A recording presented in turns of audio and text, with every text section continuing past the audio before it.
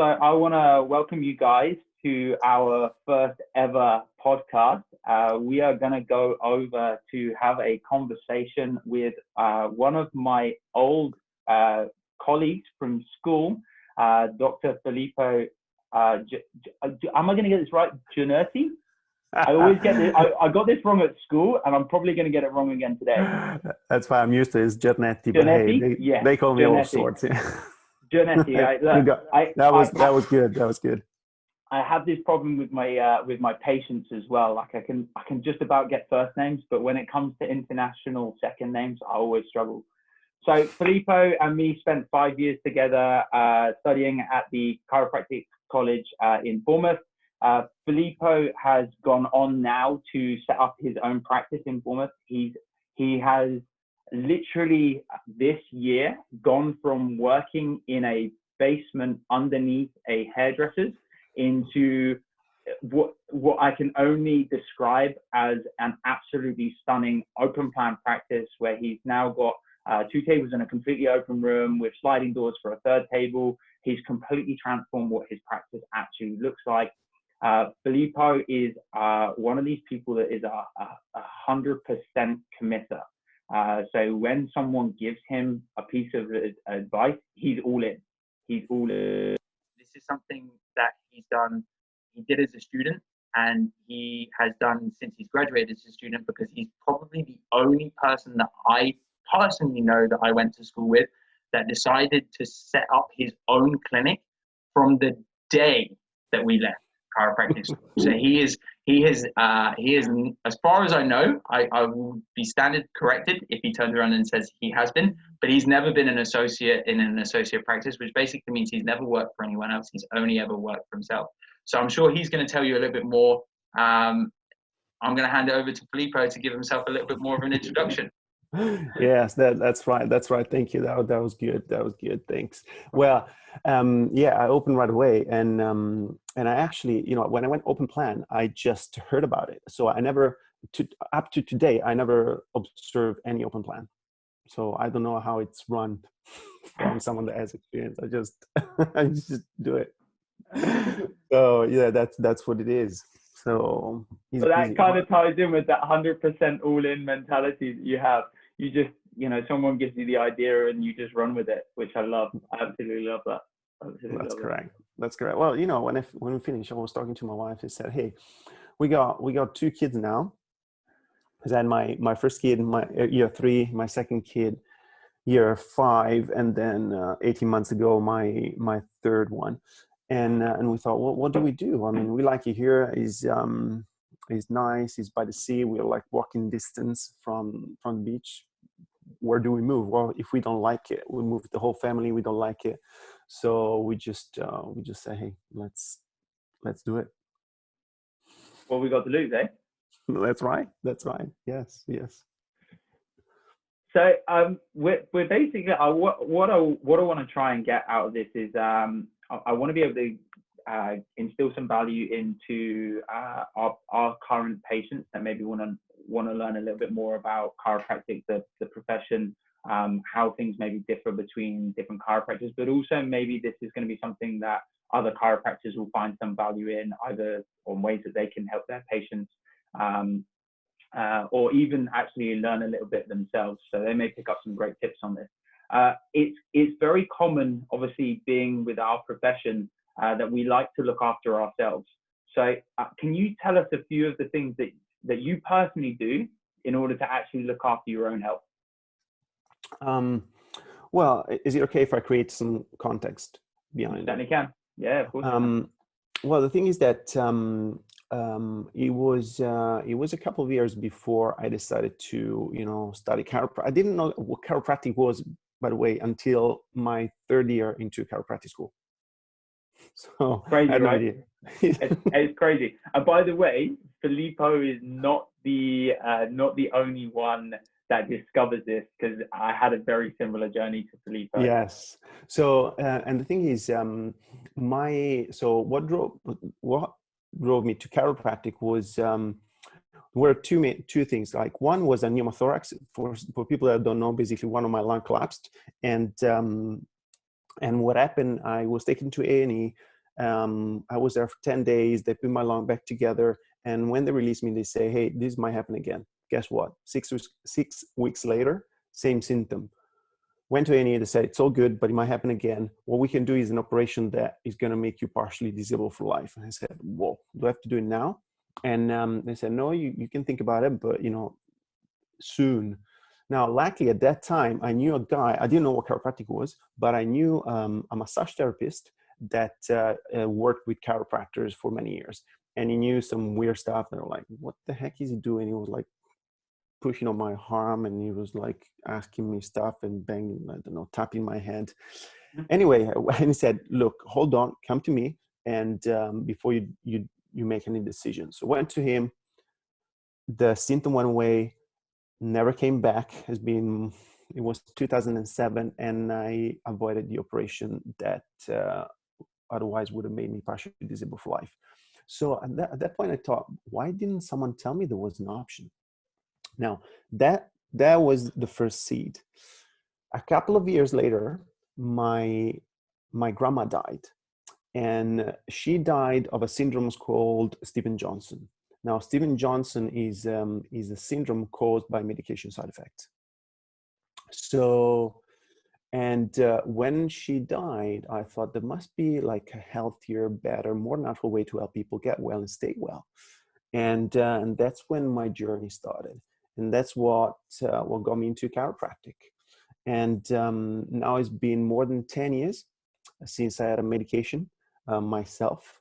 Same for my wife. I got like a 6-year-old girl, a 4-year-old girl, 18 months boy. They never had any medication given, nothing, all natural. And I'm so passionate about helping people becoming more proactive, looking after themselves, so they can actually trust the body natural, innate ability to heal and thrive.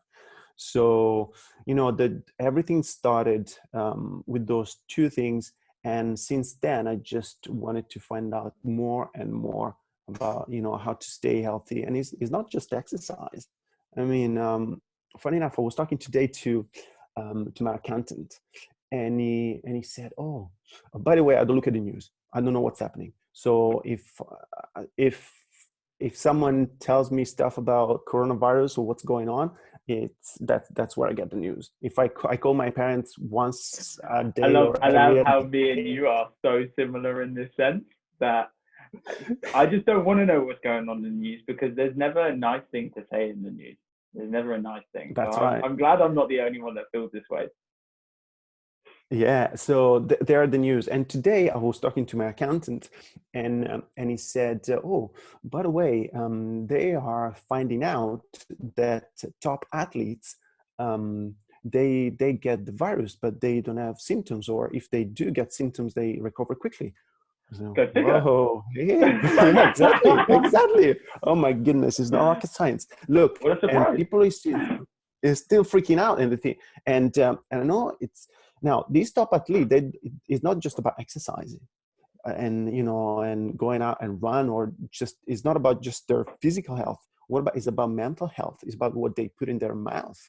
It's about the habits, how the sleep habits. And when my clients come to me, they expect me to talk about exercises, and I said, look, exercises, you can do whatever you like. There are other things that can help you to put your body in the right place for healing. Okay, and I talk about sleep hygiene. I mean, you can improve your quality of sleep. And there's a cool book is called Why We Sleep. And have you heard that book? Yeah, I believe, who was it that recommended it to us? Dan Murphy. That's right. Dan Murphy. Right. Yeah, yes, I've got it on a PDF version. I've read about half of it because I find it so difficult to read it on my mobile phone. And it's intense. It's intense. I actually downloaded that book right after the seminar. I was driving home at 10 o'clock at night, and I was literally, that was dangerous. That was dangerous. But anyway, there's so much good stuff. 8 hours sleep is needed. You can avoid so many health issues. You can even lose weight if you sleep enough hours. Okay.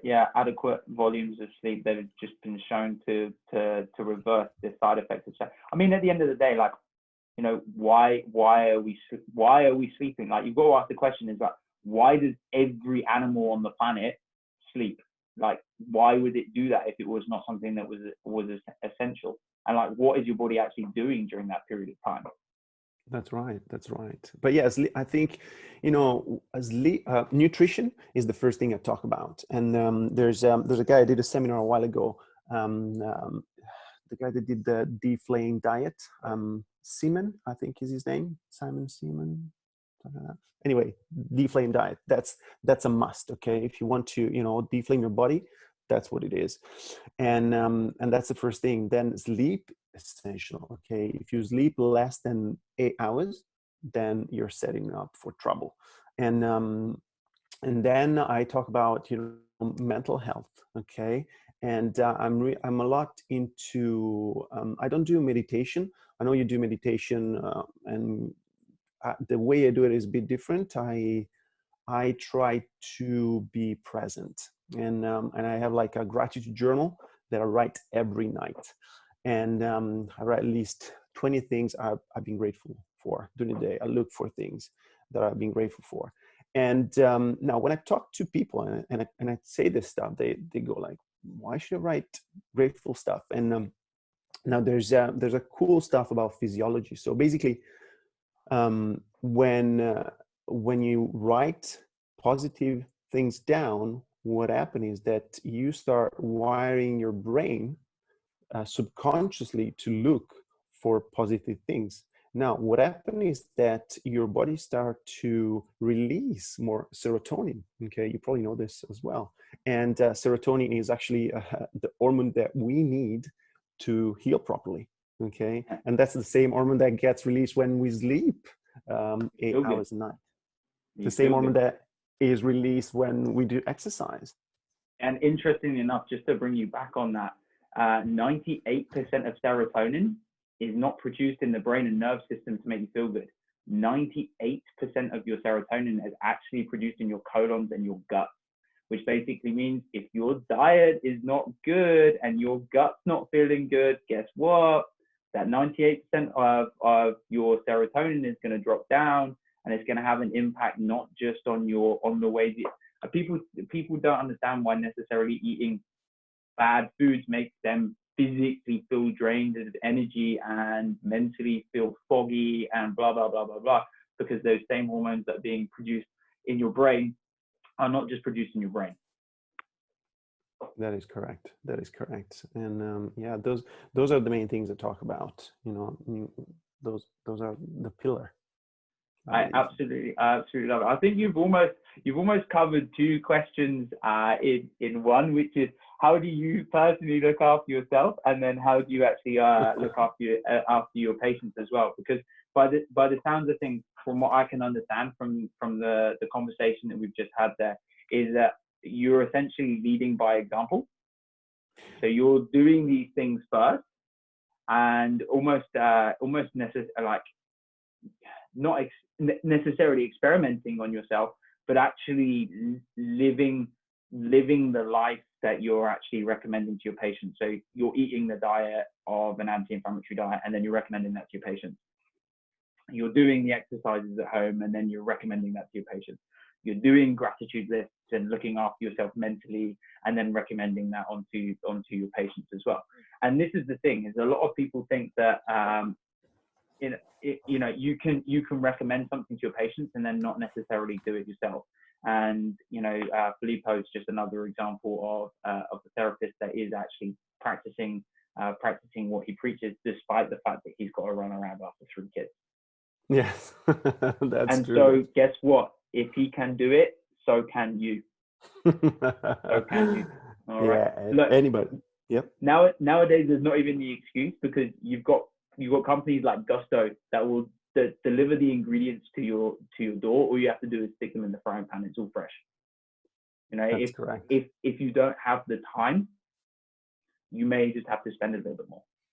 Well, you know what I think is that when I talk to my clients, and You know, when I first started, I was giving advice that I wasn't doing myself, and they get it. It's just you know, it's something it's your gut feeling. You know, if you talk to someone and tells you what to do, that is not doing itself, you feel like yeah, maybe. But if it comes from someone that is actually, you know, leading and doing it, it's just another energy, another level, and you're like, oh, cool, I'm gonna do this stuff.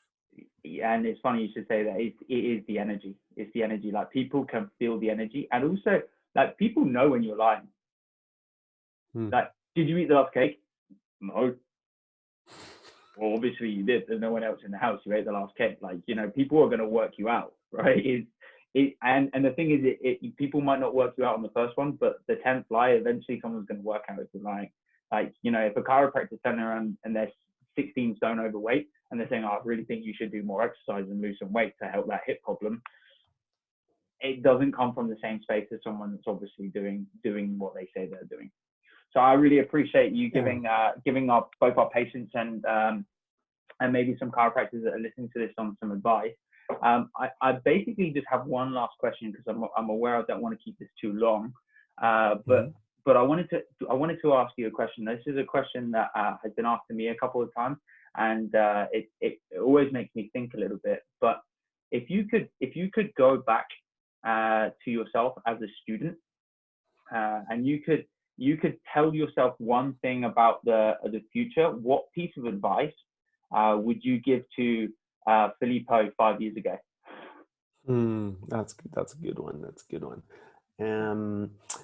I think I would tell myself to find a coach or a mentor that is gonna don't try to figure out yourself, because that's what I did. I went on my own and I said, oh yeah, I'm gonna smash it.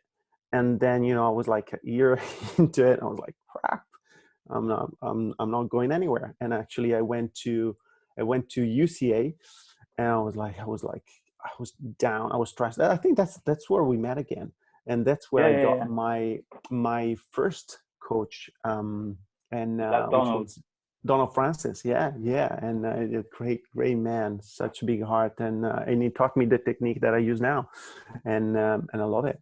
So that's where everything started. But, you know, if it's something I would say, hey, look for someone that can help you. You're not going to figure this out on your own. Yeah, fair. The great thing about Donald is he's so much like, you couldn't put me and him in a room together. It would be an absolute disaster. I don't know which one of us talks more.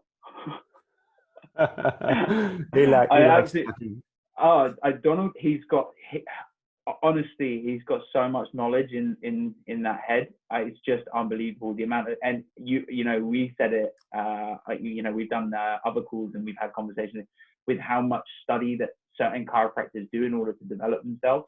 And again, he is a mentor. He'll have so much knowledge, because even now, considering he's been in practice, I don't even know how many years he's been in practice. I think he's not that long. It's about like 9 or 10 years. Yeah, and he still studies like there's no tomorrow. I mean, his clinics are essentially 100% referral based and waiting list. Like, you know, these guys have got some brilliant knowledge. But the mental thing, such a common thing that people don't think about. And the thing is that, you know, that might be great for chiropractors, but this is essentially for patients as well, that you guys have got a mentor.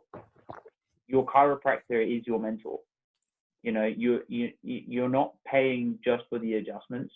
You're following your chiropractor for the advice. So that information that Filippo is giving you, to be able to go back and tell yourself, you know, 5 years down the line, will your chiropractor have got you to that part of your health that you really wanted to achieve? So one just last thing that I'm just going to ask you, is there any parting words of wisdom that you can give to our listeners so that they can immediately take some action today? A word of wisdom. Yes. And I think it came from a very, very recent call with Ryan Ryder, and he had a guest, and it was Blair Singh, and he said that crisis is change trying to happen. That was quite a phrase, eh? I like that one. And I think now there's so much going on.